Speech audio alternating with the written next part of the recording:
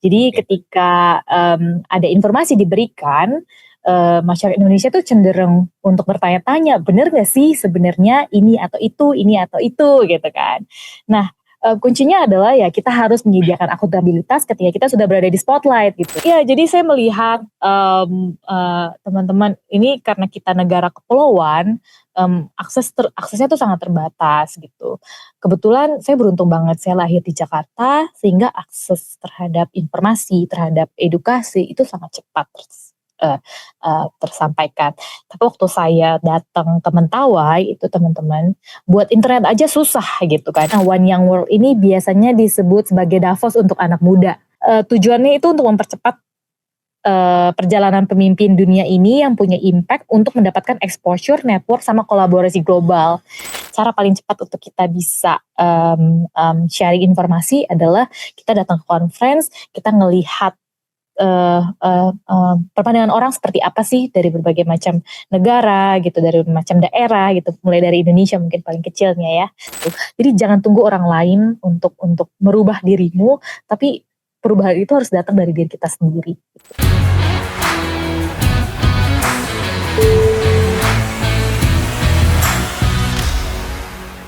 Dongan BK kali ini kita, sangat berterima kasih sekali dengan seorang yang sedang mungkin bisa kita bilang diaspora, yang sedang belajar di Columbia, nanti izin dikoreksi. Kita sekarang sedang bersama Ito Glory Lamria Aritona. Halo teman-teman. Terima kasih Ito atas waktunya. Sekarang jam berapa sana, Tok? Ini sekarang udah jam 10 pagi waktu New York ya. Oke, Jadi, masih pagi lah di sini. kita sekarang jam 10 waktu Indonesia bagian barat. Jadi, mungkin teman-teman BK, biar tahu juga, Tok. Jadi sebenarnya, kita itu harusnya take-nya, kemarin, Tok, ya. Iya, Cuman saya karena masih di, Europe waktu itu. di Europe, tapi nggak apa-apa. Artinya, kami mengucapkan terima kasih banyak Ito Glory sudah mau menyempatkan diri, kita bincang-bincang dengan BK di sini. Terima kasih banyak. Mola te godang. Mungkin ambal-ambal niata, cile ambal-ambal niata. Itu tahu kan bahasa Batak kan? Tahu lah, Tahu di lah rumah ya. mama sama bapak tuh bahasa Batak tiap hari, jadi meskipun nggak bisa bahasa Batak, tapi ngerti lah sedikit-sedikit. Siap, siap. Mungkin ini Tok, kita awali dari, bincang-bincang terkait, Ito kan kemarin sempat, lewat beranda di kita juga, yang seorang diaspora, dengan teman-teman di sana juga, pada saat Bapak Presiden Prabowo, hadir dalam kunjungan untuk forum PBB ya kalau tidak salah. Nah itu kemarin tim Batak Keren langsung melihat dan ada, "Oh ini ada, buruh Batak nih, keren nih," gitu. Jadi kemarin izin, kita dari Batak Keren ada buat profil Ito di website Iya. dan mungkin supaya teman-teman BK juga ingin tahu nih Tok, sebenarnya, diaspora tuh apa sih Tok? Ini supaya supaya teman-teman BK tahu nih Tok. Takutnya kan persepsi atau informasi, teman-teman BK terhadap diaspora nih, belum inilah ya, biar mungkin izin biar Ito Glory bisa sampaikan, sebenarnya seorang diaspora tuh apa gitu Tok? Iya, ini, aku melihat langsung dari dictionary Google ya, jadi ini bukan kata-kataku sendiri karena, Ya. bahasa Indonesia itu adalah bahasa yang baku. Jadi kayak kalau menurut, Google, diaspora itu adalah sekelompok orang yang berasal dari suatu tempat atau bangsa yang tinggal tersebar di berbagai wilayah di luar tempat asalnya. Dalam case ini, saya adalah orang Indonesia yang sedang belajar atau menimba ilmu di, Amerika Serikat. Jadi sebutan diaspora untuk, case ini berlaku terhadap teman-teman yang sedang bekerja ataupun belajar di luar dari negara asalnya. Oke, ada jangka waktu nggak Tok, untuk disebut sehingga menjadi diaspora? Aku kurang tahu sebenarnya karena bukan ahli bahasa jadi mungkin nggak bisa menjawab dengan jelas, tapi so far yang aku temukan di berbagai sumber di sini adalah, tidak ada Tidak ada Ini batasan tidak waktu ya? ya tidak ada batasan waktunya ya. Jadi mau dia day one, mau dia day 10, atau dia, day day Day berapa 2 lama gitu sih. pun gitu, iya. Bahasa kan cukup cukup luas ya, tafsirannya, dan opini orang bisa berbeda-beda. Jadi Betul. kalau misalnya ada, teman-teman yang bilang, "Oh, kalau misalnya pelajar tuh bukan diaspora," itu juga adalah sebuah hal yang valid karena opini semua orang adalah valid dan kita adalah negara demokrasi, jadi, semuanya bisa dikomunikasikan. Siap siap, Tok. Oh ya, sebenarnya itu kalau boleh tahu, asal dari mana, Tok? Asalku aku lahir dan besar di Jakarta, cuman mama dan papa asalnya langsung dari Sumatera Utara, jadi Batak tembak langsung. Ini aku BTL adalah ya, second Batak tembak generation langsung. lah, iya, yang lahir di Jakarta. Dan sekarang Ito, sedang berkuliah di Columbia? Di Columbia University, Amerika Serikat, tepatnya di kota New York. Oke, jurusan? Jurusannya sekarang yang saya ambil itu teknologi manajemen di Columbia Oke. University, master degree program. Wih, keren dong BK. Berarti tapi Ito masih single ya? Cile. Kenapa nih? Oh, itu Enggak, Kak, mungkin siapa tahu ada Tok kunjungan dongan-dongan yang BK nanti yang nonton kan, oh ini boleh nih ngubungin Kakak Glory misalkan, atau mungkin kontak Kakak Glory untuk nanya-nanya perkuliahan di sana, kan ater-ater. oh, Kalau orang Batak kan ater-ater namanya itu. oh iya. Ya boleh lah, silakan berkunjung, teman-teman, aku ada LinkedIn, aku ada Instagram yang teman-teman bisa reach out dan, teman-teman bisa tanya apapun mengenai, perkuliahan ataupun karir. Perkuliahan Tok ya, jangan yang Iya. lain dongan BK. Bisa aja nih, Oh iya eee Tok, sorry aku belum info. Jadi dongan BK itu sebutan penontonnya kita. oh Dongan ya, ya, gitu, oke, dongan BK. Nah, Tok, dengan BK. artinya kalau itu di sana udah semester?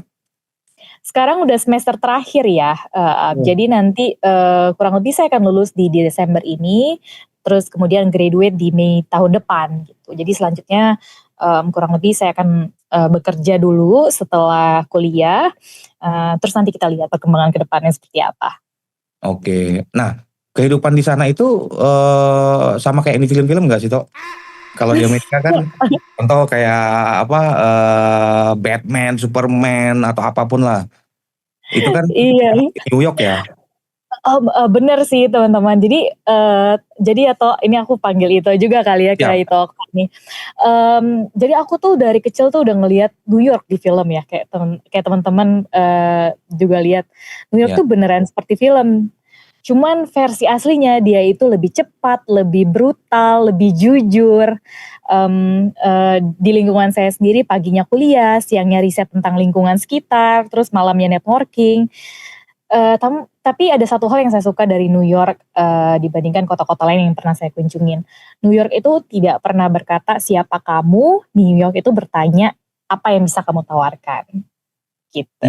Oke. Artinya kalau boleh aku izin simpulkan di sana tuh orangnya fair lah, Tok ya? Cukup Bener fair. bener banget.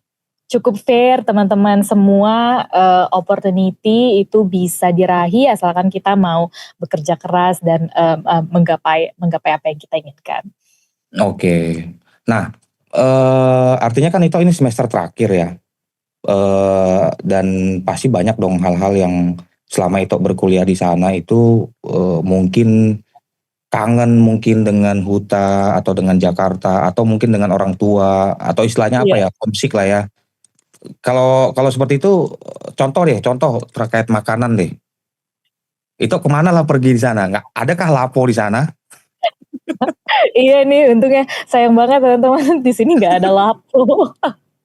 Artinya kalau kalau rindu akan misalkan kayak Mungkin Iko Okta mungkin bisa datang ke New York terus, buka lapo pertama di New York ya. Semoga amin, bisa semoga atau terwujud. mungkin teman-teman dongan BK ini Tok, banyak nih Tok sebenarnya yang mungkin, mencari opportunity ya, siapa Iya tahu mereka iya. mau buka cabang di sana kan Tok ya. Wah, kalau misalnya sampai beneran ada, aku akan jadi yang pertama kunjungin juga.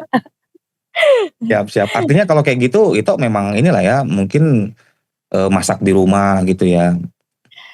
Iya kebetulan, ini saya mau jujur-jujuran aja ya. Kebetulan tuh saya suka banget berpetualang. Terus, di New York itu teman-teman, kalau kita tuh butuh 21 tahun untuk bisa kunjungin semua restoran yang ada di New York gitu. Oh gitu, Jadi ada batasan iya. usia ya Tok ya? Karena saking banyaknya restoran yang buka di New York gitu, jadi, kebanyakan saya setiap hari coba-cobain nih masakan-masakan yang ada di New York dan New York itu kan salah satu kota yang paling diverse di dunia ya. Jadi ada Mhm. orang ya, ada orang, Indian, ada orang, European, ada orang apalagi nih, Chinese of course, ada teman-teman Korean. Jadi mereka benar-benar multicultural dan mereka ngebentuk, budaya dan juga makanan yang sangat beragam. Jadi buat orang-orang yang suka coba-coba, itu New York tempat yang pas banget buat kita coba-cobain segalanya. Nah, cakep tuh dengan Mega. Nah, kalau orang Batak banyak nggak di sana Tok? Termasuk Orang Batak punguan atau komunitas gitu? iya, saya mungkin nggak bisa, ngomong lebih, banyak ya, karena saya juga nggak ikut secara langsung. Cuman yang saya tahu di sini tuh ada 2 HKBP teman-teman.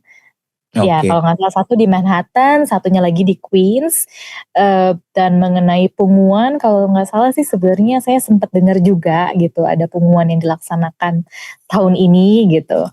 So, bisa dibilang, ini mungkin sifatnya orang Batak kali ya yang suka merantau, terus kemudian bekerja keras untuk sukses. Jadi kita bisa lihat nggak cuman hanya di New York, tapi mungkin di kota-kota besar di dunia ini masih selalu ada representasi orang Batak di dalam, komunitas Indonesia diaspora. Jadi itu salah satu yang cukup saya Hmm. banggakan sebagai orang Batak. Artinya secara relasi teman-teman Batak di sana juga banyak lah Tok ya, yang bisa kita ajak apa diskusi mungkin atau bertemu seperti itu. Benar Oke. benar banget. Oke, tadi kalau misalkan Ito bilang secara makanan tradisional atau Indonesia itu harus jajal satu-satu gitu dan banyak inilah ya banyak jenis-jenis makanan gitu. Nah selain makanan, misalkan Ito lagi kangen nih sama sama Indonesia gitu. Kira-kira apa nih homesick homesick apa nih yang pernah Ito rasakan selama kuliah di sana? Apalagi ini udah semester terakhir ya harusnya sudah banyak hal lah ya. Iya iya. Oke, nanti kita kita jawab dari dua sudut pandang ya. Ini kan karena Boleh. teman-teman ini khususnya lagi teman-teman orang Batak ya. Jadi kalau misalnya ditanya apa sih makanan khususnya makanan orang Batak yang dikangenin nih sama orang-orang Batak yang lagi, kuliah atau kerja di luar. Kalau saya sih secara pribadi saya suka sama ikan mas arsik teman-teman. Dulu tuh Oh. enak ya. Jadi di rumah tuh suka dimasakin sama mama ya kan. Di sini kan nggak ada dan nggak ada juga. Jadi itu yang sangat disayangkan. Jadi mungkin, Itokta bisa nih buka lapo di sini. Siap, siap. Nanti jangan jangan aku toh, aku khusus di Indonesia aja untuk Batak Keren. Mungkin Oh. yang lain lah ya, izin ya. Oke, mungkin ini kita masuk ke ini ya toh, pertanyaan yang mungkin di awal aku udah sempat mention, ya Iya, tiba-tiba Ito dengan hektik di perkuliahan ini dan mengambil apa tadi teknologi manajemen ya? teknologi manajemen Teknologi betul. manajemen artinya kan hektik di perkuliahan lah ya.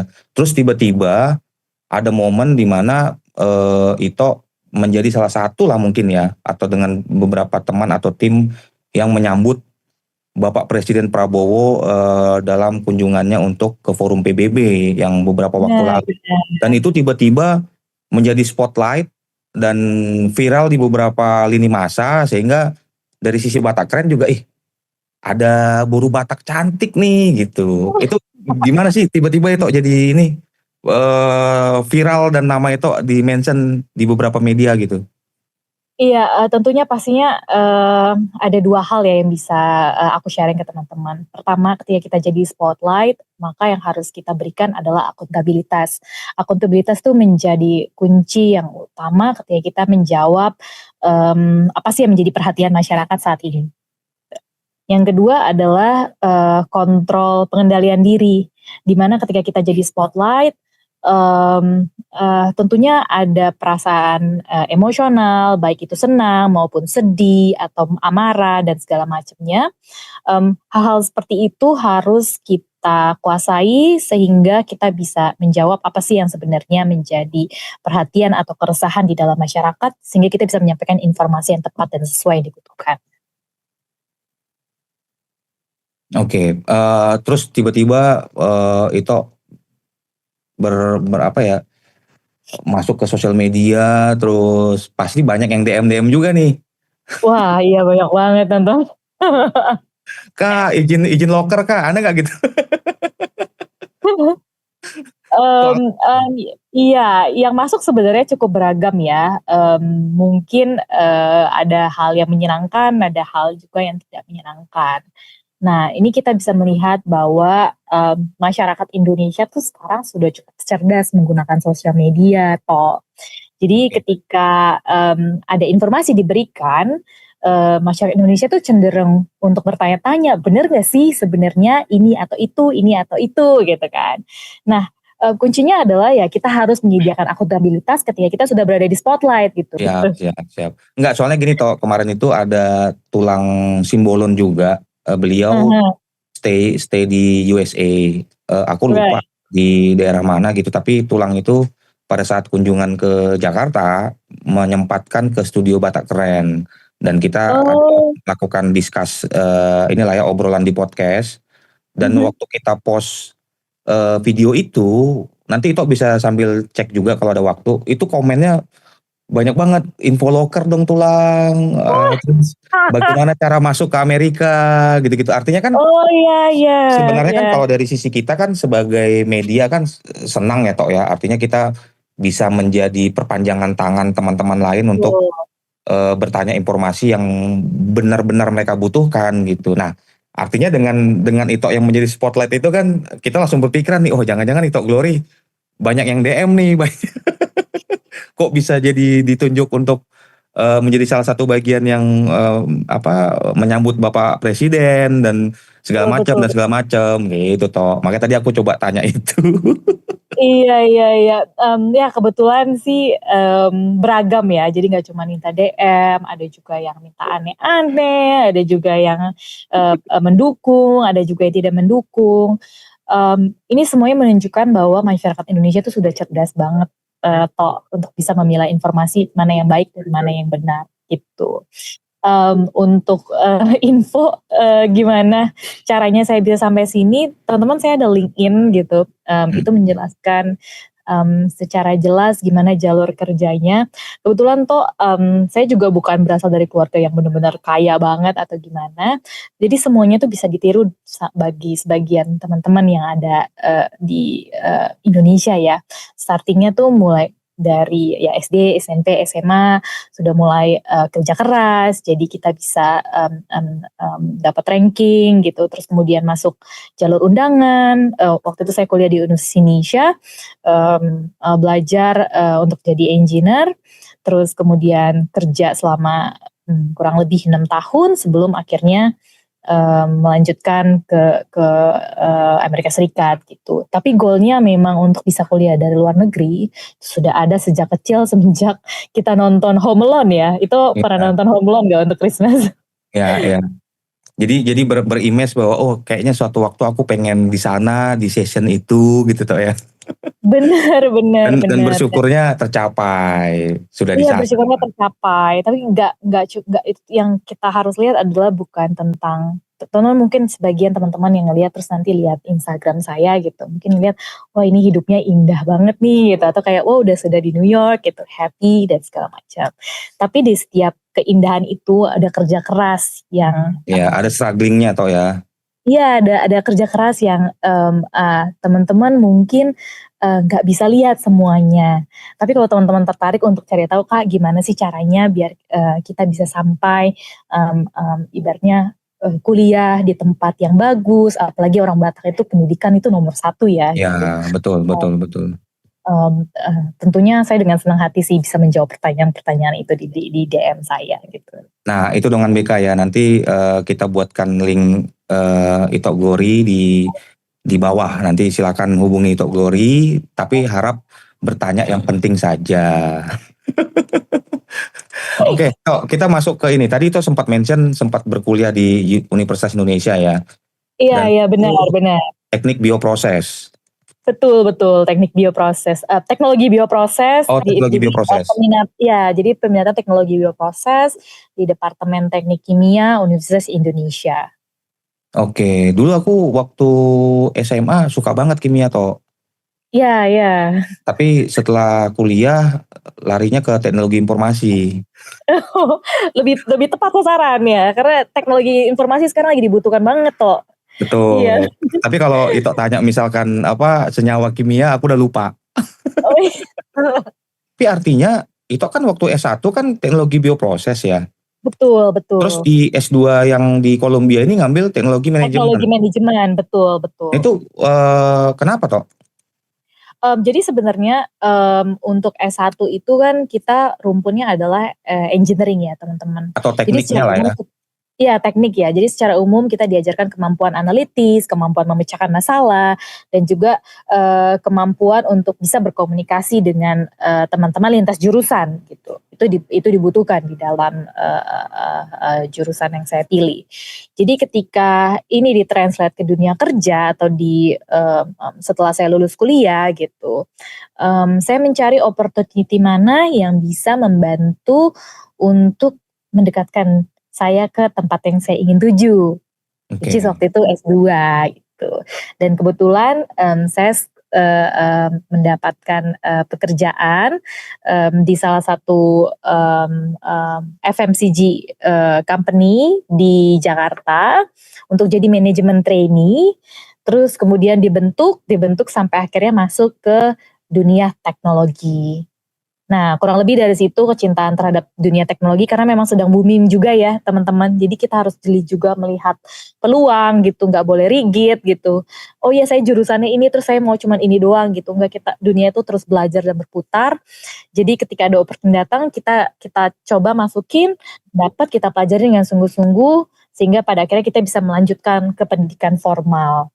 Gitu sebenarnya ceritanya. Oke. Nah, artinya Ito mencoba mengcombine antara S1 dengan S2-nya ke teknologi manajemen ini, Ito melihat potensi apa di Indonesia gitu untuk mengcombine dua jurusan ini?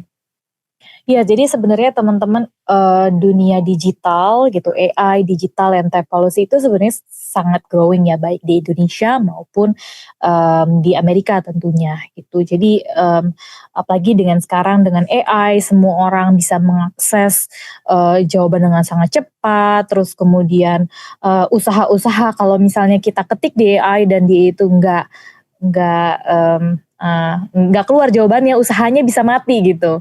So, AI itu sekarang udah jadi hal yang sangat dibutuhkan bagi semua orang dan Betul. kita harus catch gitu. Nah, karena ini masih baru teman-teman, demand-nya juga masih banyak gitu dan orang-orang yang menguasainya juga semakin sedikit gitu. Nah, ini adalah opportunity kita nih buat teman-teman, apalagi orang-orang Batak ya yang selalu mau maju terdepan gitu.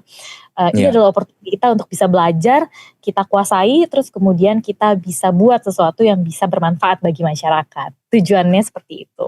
Oke, artinya Ito melihat peluang di Indonesia atau mungkin saat ini kalau secara AI ya kita bicara di global pun sangat ini ya Tok ya, karena ini baru dan mungkin let's say 2-3 tahun ke depan ini mungkin akan menguasai either either kami pun event kami pun mungkin editor udah nggak perlu lagi.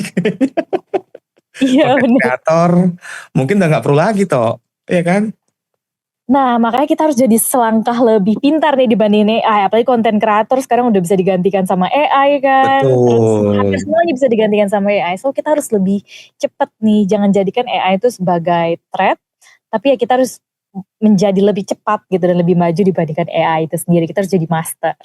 betul betul setuju, tuh dengan BK dengar ya, karena memang kita pun sangat menyadari sih Tok, jadi ada beberapa apa ya, challenge lah ya buat kita, ketika saat itu kita menggunakan content creator untuk kita shoot, momen tertentu, sekarang itu kita tinggal tulis prompt, kita mau buat dari sisi text to image, image to video, text to video, dan itu bisa kita ulik, bahkan sampai sekarang itu konsistensi karakter pun udah mulai mendekati, seperti yang kita harapkan gitu. Benar benar Itu benar banget. kemajuannya sekarang gitu. Bahkan ini Tok, dari sisi kita kan kita juga ada dari sisi audio ya. Aha. Itu untuk lagu pun itu udah bisa dibuat oleh AI, walaupun mungkin secara feel menyanyikannya itu ini ya, belum belum sesuai yang kita harapkan lah, tapi itu, Wah, kita bayangkan buat lirik, bahkan untuk buat nada pun sampai dengan lagu itu udah jalan toh dengan AI, gitu. wah.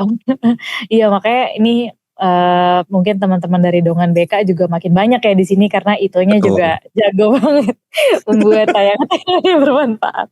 Tonton harus dicontoh nih, ini orang Batak yang bagus. betul. Nah, tapi Tok izin, kan Ito tadi meng-combine, bioproses dengan manajemen lah ya, artinya secara manajemen. Benar benar. Nah, kita ada, coba-coba cari informasi nih, Ito ada membuat, apa ya, semacam mendirikan Chapter One Indonesia? Iya betul, iya itu sebenarnya, saya dirikan waktu tahun 2020 ya, waktu itu lagi Covid dan kebetulan saya Oke. lagi ada di, Padang gitu. Teman-teman sebenarnya konsepnya itu sederhana, kalau misalnya kita punya uang kayak 500.000 atau 1 juta, terus kita kasih ke misalnya kayak, badan amal di Jakarta gitu, itu tuh impact-nya kecil banget gitu kan, dibandingin yang bermiliar dan bermiliar. Nah kebetulan saya suka banget sama travelling, teman-teman saya udah travelling dari Sabang sampai Merauke, pakai uang sendiri ya, Gokil. pakai uang sendiri pakai uang sendiri, masih pakai uang sendiri, semoga nanti ada yang biayain. Amin amin. Iya, iya jadi saya melihat, teman-teman ini karena kita negara kepulauan, aksesnya tuh sangat terbatas gitu. Kebetulan saya beruntung banget saya lahir di Jakarta sehingga akses terhadap informasi, terhadap edukasi itu sangat cepat eee tersampaikan. Tapi waktu saya datang ke Mentawai itu teman-teman, buat internet aja susah gitu kan. Ini mungkin teman-teman yang dengar nih dari Dongan BK pasti kebanyakan dari Jakarta ya? Ya, Kebanyakan fokus dari Jakarta ya, Jabodetabek lah gitu. Jabodetabek Tapi dan Sumatera Utara sih, Tok. Sumatera Utara, oh iya Sumatera Utara juga kencang tuh internetnya. Di daerah-daerah pulau, terluar kayak misalnya kayak Mentawai atau Nias gitu, kita nggak perlu ngelihat yang di luar Jawa sana lah ya, ke Papua itu lebih lebih parah lagi karena saya juga ke Papua waktu itu. Bahkan sebatas akses ke internet aja itu mereka harus ke balai desa gitu, dan internetnya dijatah gitu. Gimana caranya kita bisa compete dengan orang-orang yang ada misalnya di sini yang di Amerika ini. Jadi ya kita memberikan langsung misalnya kayak kita memberikan buku atau kita memberikan edukasi, itu tuh impact-nya langsung besar. Karena dana-dana yang turun dari atas tuh lama banget sampai ke mereka gitu. Ya, Jadi basically yang, kita lakukan di dalam organisasi ini adalah kita nge-cut, rantai, rantai distribusi dan langsung ke daerah-daerah luar atau daerah-daerah terpencil yang ada di Indonesia. Gitu sebenarnya semangat awalnya. dan itu masih jalan sampai sekarang, Tok, Chapter One Indonesia? Iya, terakhir tuh kebetulan dijalankan sama adik saya juga gitu. Jadi, sekarang kami punya, komunitas di daerah tempat tinggal di mana kita biasanya memberikan edukasi terhadap, adik-adik gitu atau keluarga-keluarga yang mungkin membutuhkan gitu. Apalagi, adik saya kebetulan juga kuliahnya di UI, 2 adik saya kuliah di UI, mereka punya banyak waktu untuk, eee eee, memberi atau mengembangkan organisasi ini, jadi dibantu dengan mereka sekarang, mereka memberikan akses juga kepada adik-adik kecil yang usianya dari 5 tahun sampai 13 tahun, usianya mungkin SD sampai SMP ya, untuk bisa memberikan, edukasi tambahan di luar, sekolah gitu. Itu sebenarnya yang sekarang masih sampai jalan. Oke, mungkin izin ke depan ini sih, Tok, siapa tahu ya kita bisa kolaborasi juga. Kita sih membuka ruang selebar-lebarnya untuk stakeholder, mitra, kementerian lembaga juga sih, Tok. Siapa tahu kita bisa berkolaborasi dengan Chapter One Indonesia. Toh juga kita lagi di Jakarta juga nih, Tok. Posisi. Iya, sayanya nggak tahu saya kapan balik ke Jakarta. Siap siap siap. Nah, Iya, tentu saja nanti kalau misalnya ada, apa namanya, kolaborasi gitu ya atau ada nanti funding-funding yang masuk, boleh boleh. mungkin kita bisa reach out, mungkin bisa ke daerah Nias, Boleh boleh. Nias kalau nggak salah juga, isunya kurang lebih sama seperti Mentawai. Jadi memang, mmm mmm, cuk menurut saya sudah cukup banget, aktivitas-aktivitas yang dilakukan sama teman-teman di daerah Jabodetabek gitu. Banyak banget aktivitas, banyak banget donor dan fun. Tapi teman-teman di daerah tertinggal ini siapa yang siapa yang peduliin gitu kalau bukan orang-orang yang ngelihat langsung dan punya akses untuk bisa memberikan. Gitu sebenarnya sih sebenarnya. Ya, mungkin sedikit tambahan juga toh, kalau nggak salah ya, teman-teman atau anak-anak yang di daerah sekitaran Danau Toba juga kan, ya aku nggak tahu Oh, secara iya iya iya. segmen kategori atau aku kurang paham lah ya untuk sasaran ya, tanda petik sasaran. Nah, contoh kayak kemarin tuh ada kayak buku untuk perpus keliling, Iya, atau mungkin ini di luar teknologi lah ya, artinya adik-adik di sana juga sebenarnya banyak juga sih toh yang ini, dan aku ada beberapa tahu juga untuk beberapa teman-teman yang seperti itu menjalankannya di sekitaran, kalau nggak salah itu 8 kabupaten yang mengitari Danau Toba begitu, itu mungkin boleh iya. juga sebagai ini toh kita untuk lihat ke sana gitu.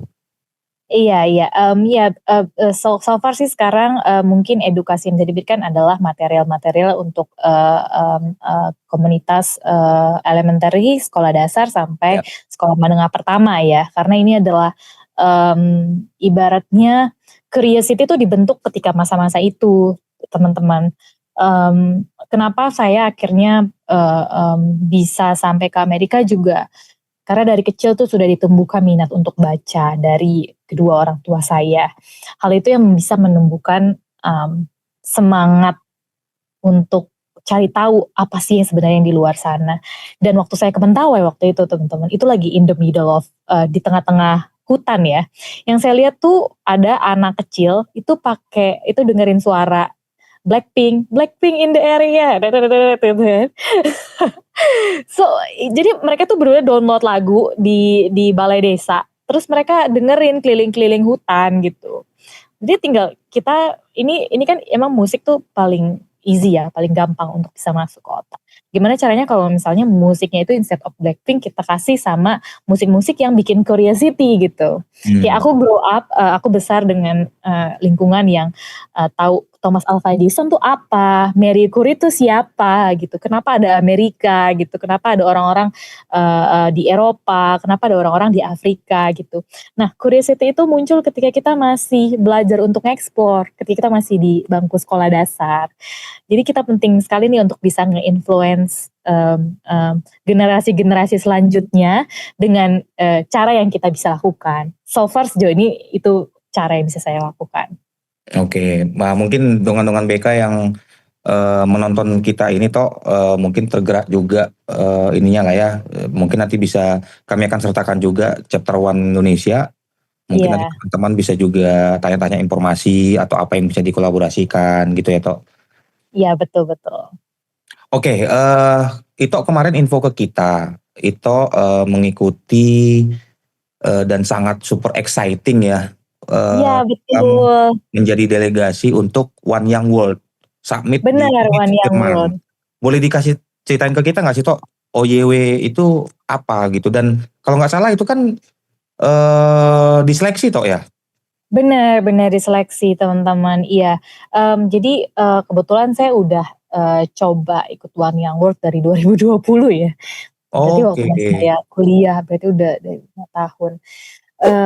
Ini tuh bisa dibilang adalah konferensi untuk kepemimpinan pemuda paling salah satu paling selektif di dunia. Formatnya itu mirip Davos, jadi, ada namanya World Economic Forum di Davos, Switzerland, yang diadakan setiap tahun. Nah, One Young World ini biasanya disebut sebagai Davos untuk anak muda. Anak Jadi mudanya ya? setiap tahun negara dari seluruh dunia ngirim perwakilan terbaik mereka untuk berkumpul di dalam satu kota. Peserta ini disebut delegate, dipilih karena punya prestasi, punya impact sosial, punya kepemimpinan atau potensi global, terus kemudian dipertemukan dengan pembicara-pembicara utama global seperti Justin Trudeau, Meghan Markle, Terry. Kemarin saya dapat speaker namanya Terry Crews, kalau misalnya teman-teman pernah dengar. Tujuannya itu untuk mempercepat perjalanan pemimpin dunia ini yang punya impact untuk mendapatkan exposure, network, sama kolaborasi global. Dan ini teman-teman, saya cukup excited sekali ya, karena waktu itu di Munich tuh ada 2.000 peserta, dan yang saya tahu dari Indonesia itu cuma 8 orang. Jadi 8 dari 2.000 itu masih sangat kecil Iya, representasi. betul. Dan hampir dari 8 orang tersebut yang saya tahu, at least yang saya ajak ngobrol itu, mereka tuh sekarang lagi tinggal di luar negeri gitu, dan udah jarang balik ke Indonesia, atau mungkin mereka memang sudah residen di suatu negara tersebut. Oke. Nah, ini menunjukkan bahwa partisipasi kita di forum global, orang Indonesia di forum global itu masih sangat kecil, dan kebanyakan juga diisinya sama orang-orang itu aja. Dan ini saya cukup bangga ya, mungkin karena sebagai orang Batak, teman-teman orang Batak yang di luar negeri itu mereka benar-benar kerja keras, dan mereka benar-benar mau speak up untuk sebuah perubahan atau sebuah kemajuan gitu. Nah, ini yang kita butuhkan dari teman-teman, dan mungkin teman-teman Batak yang sekarang lagi dongan hita ya, benar ya? Dongan BK, dongan BK. Dongan BK, oh ya benar, dongan BK yang lagi ngelihat nih. Nah, ini sebenarnya potensi gap kita nih yang harus kita ambil gitu. Sekarang pemerintah Indonesia tuh senang banget dengan anak-anak muda yang mau speak up, maju ke forum global, mereka mau support dengan dana dan segala macam. Yang kita butuhkan adalah ya kemampuan untuk berbicara aja. Ya, berbicara, dan artinya itu dalam forum itu kan menyampaikan semacam misi atau apa ya, konsep atau pembahasan gitu. Iya, jadi biasanya tuh ada 2 event utama. Event pertama itu adalah kita mendengarkan dari pemimpin-pemimpin utama Para dunia speaker ya toh. ini. Iya, main speakernya di main stage.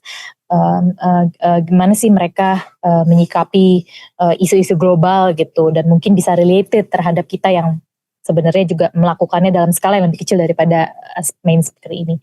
Yang kedua ada namanya focus group discussion. Ini jauh lebih intimate.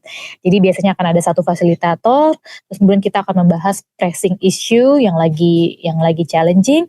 Waktu itu saya pilihnya adalah digital, salah satunya adalah topik tentang digital, hate speech juga salah satunya, digital hate speech and bullying. Dari situ kita sharing experience. Dan dari situ kita bisa lihat nih, oh orang-orang dengan struggling yang sama dan juga udah melakukan yang sama, ternyata mereka menemukan hambatan yang sama, that this is how they solve the problem. Intinya inilah cara mereka untuk bisa menyelesaikan masalah itu. Nah, itu ini. Oke. Artinya dari beberapa teman-teman yang masuk dalam forum tersebut saling apa ya, tadi kan selain mendengarkan dari main speaker, artinya ada juga untuk sesi saling tanya jawab atau discussion gitu, untuk saling ngasih apa ya, mungkin bisa dibilang keresahan gak sih toh, atau memang topiknya udah ditentukan di forum itu? Betul, jadi topiknya tentunya aja udah ditentukan. Jadi kita datang itu dengan udah ada idea dan udah ada Oke. pengalaman sebelumnya. Jadi ini adalah positioning years, punya ada beberapa tahun pengalaman sebelum akhirnya masuk. Idealnya seperti itu. Ada beberapa tahun pengalaman sebelum masuk, terus kemudian kita sharing idea dengan founder-founder lainnya gitu, atau mungkin student delegate, atau mungkin dari company mereka mereka kirim perwakilannya untuk bisa ditempatkan di ajang tersebut gitu. Jadi semua diskusi itu adalah diskusi berdasarkan kejadian hidup dari masing-masing peserta, dan kita bisa pakai itu untuk bisa meneruskan kerjaan kita setelah kita balik dari forum tersebut gitu. Oke, dan kalau bisa disebarluaskanlah ke teman-teman yang lain ya toh atas discussion itu, karena memang kalau tadi Ito bilang masalah itu lebih ke konten digital kali Ito ya, konten digital. Bener, kebetulan karena saya memang sekarang kerjanya di digital gitu, memang saya ngambil topik yang akhirnya bisa membantu kerja saya setelah balik dari forum tersebut, teman-teman. Tapi kalau teman-teman punya ketertarikan di bidang lain seperti kesehatan, atau mungkin politik gitu, atau mungkin entrepreneurship, mereka punya kolom-kolom tersedia yang bisa memfasilitasi hal itu terjadi. Dan Menarik banget ya, karena sebelum konferensi ini kejadian gitu, kayaknya saya udah dari kecil juga ikut conference teman-teman dan selalu menarik karena cara paling cepat untuk kita bisa sharing informasi adalah kita datang ke conference, kita ngelihat perpandangan orang seperti apa sih dari berbagai macam negara gitu, dari macam daerah gitu, mulai dari Indonesia mungkin paling kecilnya ya, sebelum akhirnya internasional. Dan dari situ kita bisa punya kemampuan untuk ngelihat atau memecahkan masalah nggak hanya dari satu sisi, tapi melihat dari berbagai sisi, gitu. Iya, setuju toh. Apalagi kita bisa kenal banyak banyak teman baru dari berbagai suku, negara ya, dengan pola pikir yang berbeda-beda. Artinya sangat seru sih kalau discussion, apalagi tentang ilmu pengetahuan, pengalaman, keresahan, Bener. apalagi yang di masyarakat yang terjadi begitu. Tapi itu ada tips nggak? Misalkan nih, dengan BK di sini nih, mungkin mereka melihat ada dalam agenda tertentu, dalam jadwal tertentu akan ada forum apa gitu. Mungkin ada tips and trik untuk teman-teman BK di sini Ini gimana teman-teman BK bisa kan menghadiri. kebanyakan dari ini ya, dari Sumatera Utara, dari Jakarta gitu kan. Mungkin Mm-mm. startingnya dari lokal dulu Oke. teman-teman, karena saya juga startingnya dari ikutan yang lokal-lokal gitu. Universitas waktu itu ada conference gitu, terus dibayarin, aku mau ikut gitu. Ya, Jadi kemauan, tapi ini sebenarnya semua orang Batak pasti punya ini ya. Kemauan untuk maju tuh biasanya orang Batak tuh punya gitu. Jadi ketika ada opportunity di depan mata gitu, ada kesempatan untuk bisa jadi delegate atau bisa jadi ikut partisipasi, diambil dulu aja gitu. Pikiran bisa atau enggaknya belakangan gitu. Apalagi ini kan nanti sampai udah forumnya udah forum global ya gitu tuh. global. Kemampuan bahasa Inggris tuh juga Ya, penting ya kan. jadi poin Heeh. utama tuh ya. Betul, tapi waktu pertama-tama saya ikutin saya juga nggak ngerti sebenarnya mau ngomong apa, kayak aduh susah banget ngomongnya, nggak bisa gitu kan. Cuman Iya. kayak orang Batak tuh pantang menyerah, jadi yang penting masuk dulu aja gitu, terus kayak udah ngomong ngomong yes no dulu aja gitu. Jadi kita kerasa, oh kayak gini rasanya gitu, Betul. kayak gini ya rasanya ketemu sama orang-orang, terus besok-besok jadi kayak, aku harus jadi mau mau nih lebih keren kayak mereka, gitu spiritnya. Oke, kalau di Indonesia itu kalau nggak salah teman BK, dengan BK itu ada contoh kayak Idea Fest. eh, Iya Ya, iya. itu kan para main speakernya misalkan kayak apa, founder sebuah korp inilah gitu yang gede-gede, holding apalah itu ada Bener teman-teman BK bisa lihat juga di sosial media mereka gitu toh. bener, iya iya iya. Iya Idea Fest juga, eee, salah satu, konferensi yang cukup menarik ya. Ya teman-teman kalau misalnya belum bisa jadi delegate, teman-teman bisa jadi, pesertanya dulu kali ya, sama Peserta kali ya. atau Ya misalnya belum mendaftar belum itu bisa ya. jadi speaker, ya jadi pesertanya dulu, dilihat dulu, oh kayak gini ya caranya gitu, oh kayak gini caranya gitu. Bertukar ide tuh salah satu cara paling cepat untuk kita bisa maju. Jadi jangan pernah Setuju. takut untuk maju, untuk datang ke conference, terus lihat orang-orang di sana kayak gimana cara berpikirnya, terus kemudian kita ambil yang baiknya. Betul, setuju. Tuh dengarkan tuh dengan BK. Jangan cuman makan tidur gitu lagi. Tiba-tiba udah 2026. Iya ya cepet banget ya Tok, Cepet tiba-tiba banget udah toh, nggak terasa 2023. toh. Ya, Parah, iya Ito ya. sendiri pun juga tinggal apa ya, Desember kan ya untuk Bener bener selesai bener, S2-nya, nggak terasa nggak gitu. terasa. Nah, Tok, ini mungkin ini pertanyaan inilah ya, dan ada juga beberapa temanku yang kuliah di luar, ada yang di Bener bener. Belanda, ada yang di Jerman, entah itu apa utusan dari kampus apa melanjutkan lah ya, tapi nanti balik lagi ke kampus gitu. Karena aku Oh juga iya, kalau nggak salah ada hitung-hitungan inilah berapa N tambah hmm, satu kali N tambah satu gitu-gitu bener kuliah bener kan. bener. Nah, pertanyaan klisenya adalah itu balik kan nanti ke Indonesia. Aduh ini pertanyaan yang ada di media juga ya kalau saya Iya, lihat-lihat karena nih. gini toh, jujur aku beberapa kali diskus sama teman-temanku. Sebenarnya kecintaan kita terhadap Indonesia itu sangat tinggi ya, karena memang kita Betul dilahirkan di betul. sini, challenging kita di sini, struggling di sini, apapun itu yang terjadi di dunia di kalangan masyarakat ya kita memang asli Indonesia dan warga negara Hmm. Indonesia gitu. Tapi di satu sisi ketika kita melihat opportunity di luar yang bisa kita bilang bahasa anak sekarang sangat fair gitu, kita bayar pajak sekian, feedbacknya ke kita juga sekian Ya, gitu. Artinya kan dilema menjadi apa ya? Kayaknya bakal stay di dilema luar negeri ya, aja deh gitu, benar dilema dilema. gitu. Nah dari sisi itu Betul. gimana nih? Nah, ini sebenarnya pertanyaan yang menarik juga dan bisa jadi sebuah pertanyaan untuk semua teman-teman yang sedang kuliah di luar gitu kan. Balik lagi terhadap apa yang sebenarnya kita cari gitu kan. Apakah kita mencari apa namanya akselerasi karir, apakah kita mencari ketenangan hidup, apa kita mencari impact gitu dan segala macamnya. Menanggapi hal tersebut, ini kan saya tinggal beberapa bulan lagi ya, udah selesai kuliahnya gitu teman-teman.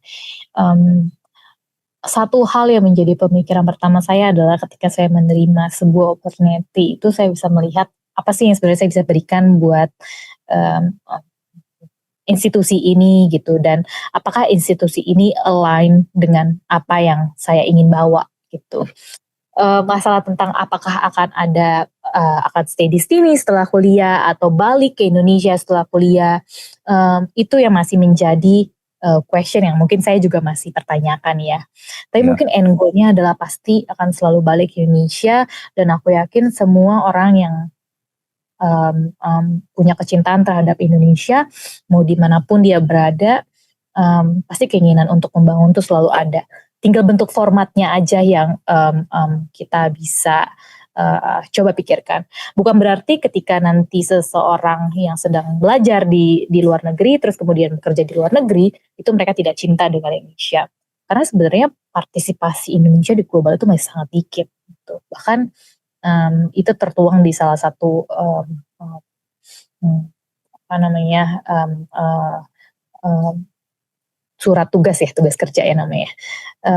Itu udah difasilitasi sama pemerintah teman-teman gitu. As long as teman-teman bisa menunjukkan bahwa teman-teman punya kapabilitas untuk berkancah di dunia internasional, jalannya sudah selalu ada. Tapi balik lagi ke pribadi masing-masing. Kalau saya pada akhirnya saya melihat Indonesia itu sebagai sebuah negara yang penuh potensial.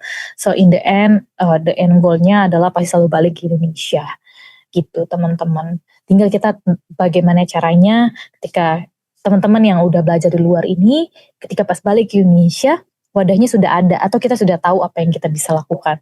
Jangan sampai kita udah negaranya udah invest sama kita untuk kuliah di luar gitu kan. Tapi pas balik ke Indonesia kita nggak tahu harus menjadi apa. Nah ini yang jadi beban juga atau jadi sebuah challenge untuk kita untuk bisa mendefine apa yang akan kita lakukan setelah belajar ini. ya setuju toh, setuju. Tapi ini mungkin bisa jadi apa ya? Bukan masukan kali toh ya. Mungkin jadi keresahan teman-teman di sana juga kali toh ya.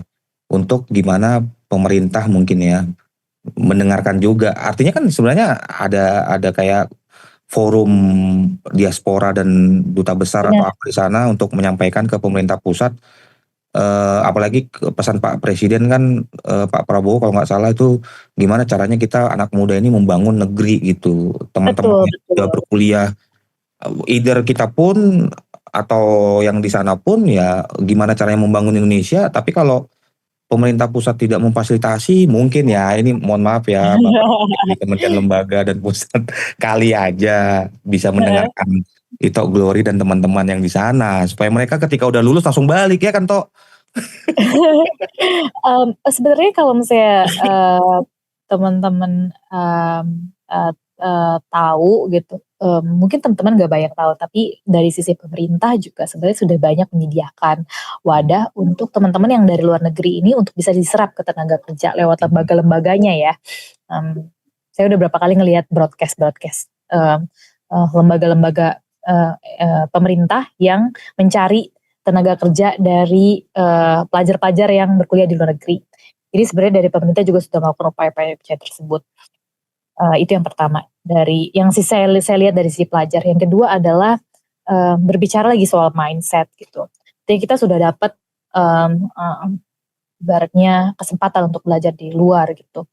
mungkin yang menjadi challenging adalah gimana sih saya bisa menempatkan apa yang sudah saya dapatkan di Indonesia. Tapi instead of bertanya balik kepada pemerintah, apa nih gitu kan, apa sih apa sih wadah yang kalian bisa berikan, mungkin kita harus taruh beban itu juga di diri kita sendiri. Sebagai pribadi sebenarnya apa sih yang kita bisa create sendiri without the system. Jadi ada kerjasama dari pemerintah, tapi juga ada kerjasama dari diri kita sendiri, bahwa kita yakin ketika kita sudah dipercayakan untuk belajar di luar negeri gitu, kita juga udah punya kemauan atau at least pengetahuan apa yang ingin kita lakukan setelah dari belajar tersebut gitu. Idealnya seperti itu. Kalau dari saya sendiri sih, ya itu tadi kan, makanya saya lihat gitu kan, saya lihat di pulau-pulau terkecil di Indonesia, wah masih ini bisa saya lakukan, ya udah saya nggak nunggu dari pemerintah atau dari siapapun, ya udah lakukan aja gitu. Ya. Mindset seperti itu yang akhirnya bisa ngebentuk kita nih kolektif sebagai negara yang maju gitu, karena kita nggak membutuhkan orang lain untuk maju, itu starting dari diri kita sendiri. Setuju. Artinya ketika itu setelah dari kitanya ada impact, baru pemerintah lihat ya Tok ya, ayo mari kita kolaborasi, langsung gitu tuh. Kita jangan bergantung sama orang lain gitu. Kesuksesan bangsa kita, kesuksesan diri kita sendiri, itu kita yang menentukan. Setuju Tok. Oke, Tok, ini mungkin beberapa pertanyaan terakhir ya, mungkin sekitar 2 atau 3 pertanyaan lagi. Nah, kita balik lagi sedikit ke jurusan Ito nih, sebagai tadi kan S1 untuk teknik bioproses, S2 teknologi manajemen. Nah, kira-kira Ito melihat prediksi Indonesia ke depan tuh 10 tahun lagi untuk sektor yang Ito coba gali saat ini, itu gimana menurut pandangan Ito? Oke, ini pertanyaannya lumayan teoretikal ya teman-teman, karena kita nggak ada yang tahu nih sebenarnya 1 tahun ke depan tuh kayak gimana sih gitu, 5 tahun ke depan kayak gimana, 10 tahun ke depan gimana. Tapi kita kan sekarang bisa lihat ya dari report ya, jadi ini aku menjelaskan berdasarkan report. Indonesia tuh target 8% growth, ya kan. Nah, pasti untuk mencapai hal tersebut, dari pemerintahnya sendiri sudah menyiapkan tenaga-tenaga kerja atau program-program yang bisa mensupport program tersebut berjalan. Nah, kita sebagai warga negara tinggal mengikuti saja gitu. Apa sih yang sebenarnya menjadi keresahan pokok dari rakyat Indonesia, terus kemudian kita sebagai individu belajar untuk menguasai hal tersebut, sehingga ketika ada opportunity datang dalam bentuk role ataupun tugas, kita bisa ada di posisi tersebut. Contohnya adalah yang paling terbaru ini, kalau yang saya lihat ya, di Jakarta tuh ada penyandang disabilitas yang baru saja terima di posisi desain grafis ya. Di Jakarta. Nah itu balik lagi karena beliau punya tekad yang kuat di momen yang pas, ketemu dengan opportunity yang pas teman-teman. Gitu. Kalau hari itu dia males-malesan gitu, dia nggak mau pakai bajunya, dia nggak mau datang nemuin gubernur, mungkin dia nggak akan dapat kerja sekarang gitu. Atau mungkin sebelumnya dia males, aduh ngapain sih belajar desain grafis gitu, nggak penting lah gitu. Dia mungkin nggak ada di posisi itu, di momen itu, di mana pemerintah bisa ngelihat dan langsung memberikan pekerjaan gitu. Jadi jangan tunggu orang lain untuk merubah dirimu, tapi perubahan itu harus datang dari diri kita sendiri gitu. Balik lagi terhadap pertanyaan itu, apa sih yang aku lihat di dalam 5-10 tahun ke depan, aku sendiri nggak cukup expert untuk menjawabnya, tapi kita bisa melihat dari apa yang dilakukan pemerintah, kita lihat ada target 8% growth. Nah, ini yang kita bisa bantu sama-sama sehingga Indonesia bisa maju lebih cepat. Iya, oke. Artinya kalau tadi kan dari sisi teknologi kita bisa melihat potensi-potensi yang udah tercipta sekarang gitu kan Tok. Terus dengan keresahan kita atau bahkan kapasitas kita atau skill ya yang kita punya, ini bisa jadi peluang nggak nih untuk ke depan gitu-gitu kan. Iya.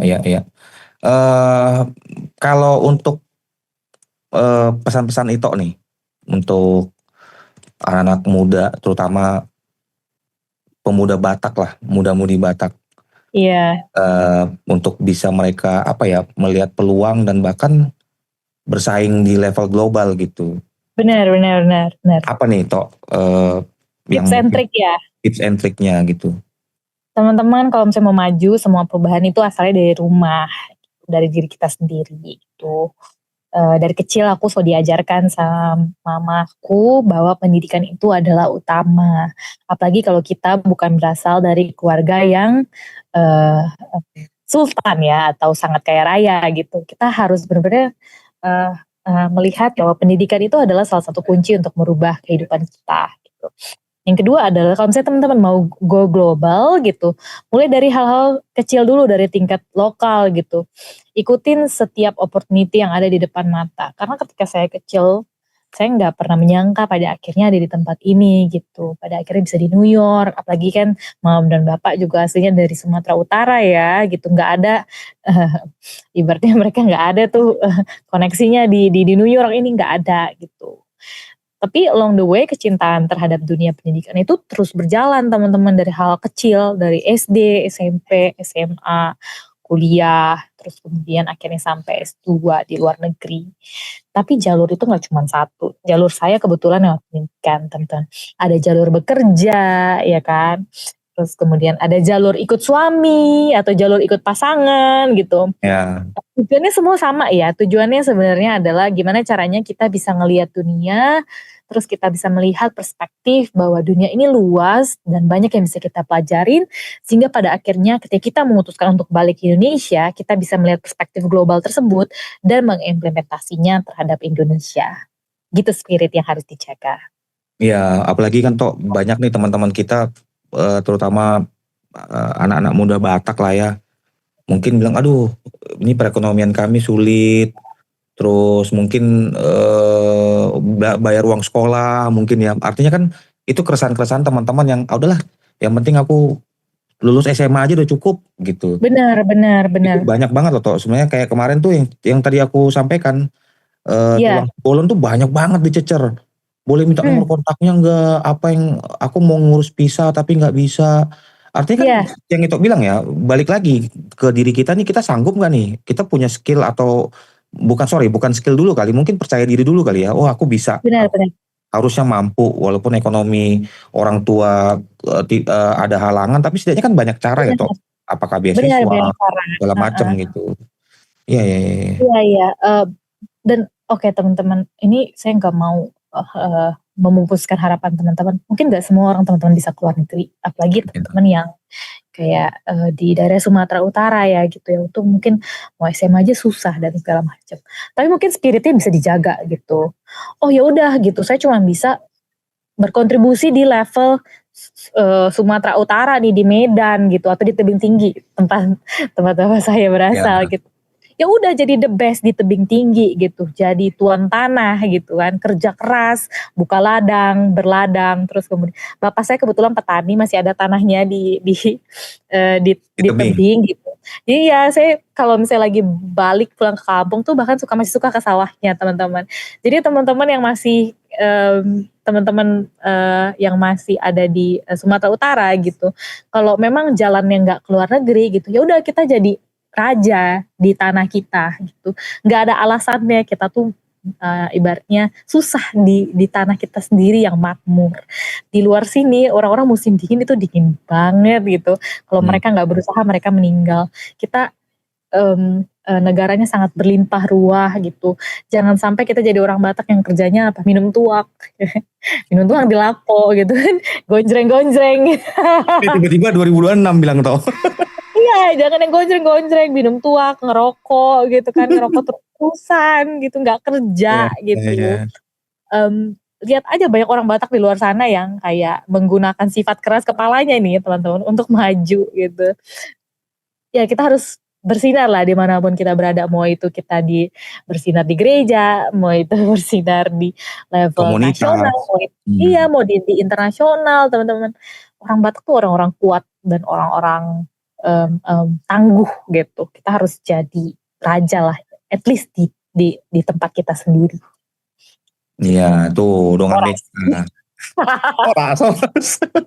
Tuh dongan BK dengerin Tok Glory. Artinya kalian itu jangan langsung patah semangat kayak, "Aduh kayaknya aku nggak sanggup," atau, "Ah kayaknya nggak mungkin deh begitu." Nggak usah begitu, nggak usah langsung tiba-tiba mindsetnya apa ya, langsung hopeless gitu. Ya harus semangat, apalagi kayak Ito Glory bilang orang Batak tuh tangguh. Ibarat ini Betul. Tok, Ito tahu ini kan, pohon kayu ubi. Jadi kalau Aha, ditancapkan kayu ubi itu mau di tempat becek, mau di tanah iya, apa, pasti tumbuh. Nah gitu loh orang benar Batak, benar. ya kan Benar Tok? benar. Ada 2 sebenarnya orang Batak ya, Tok. Jadi ada satu Heeh, orang Batak tuh Parbada, yang yang lihat yang Parbada, terus maunya ke Lapo, mau mhm, Lapo minum tuak gitu kan, mhm. gonjreng-gonjreng gitu kan. Nah itu tuh yang kedua, orang Batak yang mau kerja keras gitu, yang kayak, "Enggak, saya nggak mau, saya maunya maju," gitu, mau Iya, apapun, mau ada masalah harus maju maju maju maju gitu. Ini keras kepalanya kita tuh, kita harus pilih mau dijadiin keras kepala yang mana, mau yang jadi keras positif kepala ya, yang iya, positif atau mau yang negatif gitu. Sayang banget kita udah orang Batak udah di mana-mana terus kita nggak jadi keren. Sayang banget. iya, Udah banyak contohnya tinggal ikutin aja. betul betul betul betul. Wah Tok, ini kita nggak terasa loh udah sekitar 1 jam ngobrol-ngobrol. Percakapan Iya kita iya. seru sih, seru seru seru. Mungkin Terakhirnya seru ya malah. seru seru seru seru. Mungkin mungkin next-nya lah kalau misalkan itu ada kesempatan balik ke Indonesia ya kan. Ya, Nanti bisa lah main-main ke kantor kita atau mungkin ya semoga Batakren ada liputan ke sana. Nanti aku bisa amin amin, pasti kontak bisa. itu Glory ya kan. Liputan, terus buka restoran di sini, terus Amin, amin, amin, semakin amin. luas. Dan ini juga toh ya maksudnya apapun itu yang bisa kita kolaborasikan potensi Ya, apa gitu. Mungkin bisa lah kita untuk ngobrol-ngobrol, discuss, apalagi kan untuk kemajuan orang Batak gitu toh. benar benar benar. Ya Kayak teman-teman. Iya teman-teman, ini aku bersyukur banget ya ada wadah ini seperti ini. Jadi teman-teman bisa ngelihat ada berbagai contoh orang-orang Batak yang udah sampai keluar, terus kemudian dia dengan kesempatan yang ada berupaya yang terbaik. Semoga ini teman-teman jadi kesempatan atau jadi inspirasi juga buat teman-teman. Kalau sebenarnya jalan itu ada untuk sampai sana. Even kita akhirnya nggak sampai ke global pun, ini sekarang saya dapat kesempatan untuk di global. Teman-teman bisa jadi garam dan terang di tempat teman-teman masing-masing, baik itu di level kelurahan atau itu di level gereja atau di tempat hal yang paling terkecil sekalipun gitu. Gak ada yang nggak ada yang sia-sia teman-teman. Gitu. Kalau kita kerja keras dimanapun kita ditempatkan itu sangat berharga di mata Tuhan. Gitu. tuh, Waduh. berjuang, berjuang, berjuang. Ini style-nya Batak banget ini kalau Iya. lagi ngomong sama mama sama bapak tuh gayanya kayak gini teman-teman. Beda kalau ngomong sama teman-teman ya. Seru sih seru. Mungkin kita ini toh ya closing. Jadi Dongan BK terima kasih sudah mengikuti percakapan kami dari Batak Tren dan juga Ito Glory Aritonang, Ito Glory Lamria Aritonang. Terima kasih banyak Tok atas waktunya. Di sana kalau nggak salah ini sudah sekitar jam 11 pagi ya, 11 siang ya. Yes. Di sini udah jam 11 malam waktu Indonesia bagian barat. Terima kasih banyak Tok. Mungkin next apapun informasi atau apa yang bisa kita ciptakan sesuatu di Indonesia, mungkin untuk teman-teman Dongan BK juga untuk bisa berpartisipasi, kita sangat welcome.